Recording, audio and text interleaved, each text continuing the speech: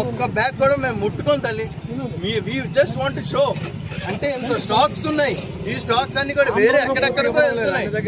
ఆంధ్రప్రదేశ్ నియోజకవర్గంలో మట్టికి ఈ రోజుకి మనకి ఏంటంటే ఎరువులు కానీ మనకి యూరియా కానీ డిఏపి కానీ పూర్తి స్థాయిలో అందలేదు. అది ఎలా కాదా? 2 సార్లు నేను ప్రెస్ మీట్ పెట్టాను. కావాలంటే ఇక్కడే ఉన్నారు, మీడియా అడగండి. 2 సార్లు బ్లాక్ లో మార్కెట్కి వెళ్ళిపోతుంది చూడండి అని. ఆ తర్వాత కృత్రిమ కొరత సృష్టిస్తున్నారు ఎందుకు అని. ఇప్పుడు ఏంటంటే ఒక బస్తా 400కి ఏంటంటే కొనాల్సిన పరిస్థితి వస్తుంది రైతులు. ఇది కరెక్టా?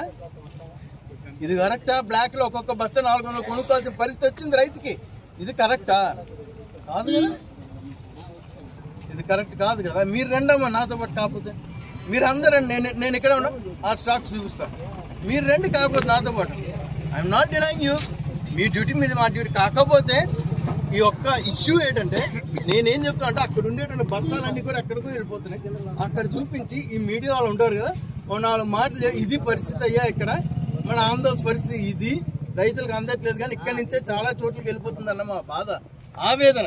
ఇక మా సోషల్ మీడియా ఇన్ఛార్జ్ ఈయనే అన్నాడు కదా 200 బస్తాలు కొంటున్నారన్న రైతులు చాలా ఇబ్బంది పడుతూ ఉన్నారు.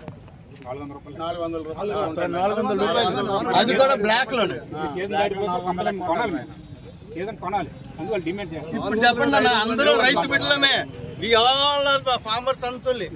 ప్రెసిడెంట్ ఆఫ్ ఇండియా దగ్గర నుంచి కూడా మన అందరం కూడా రైతు బిడ్డలమే.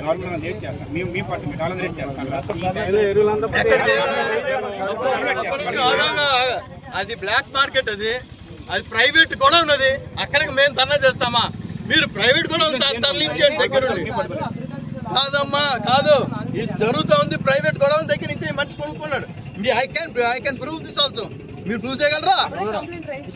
నేను కంప్లైంట్లు రైట్ అమ్మా, రైతు అన్నవాడు ఎంతమంది రైతులు కంప్లైంట్ రైట్ చేస్తారు చెప్పాలని డేటా లేదా?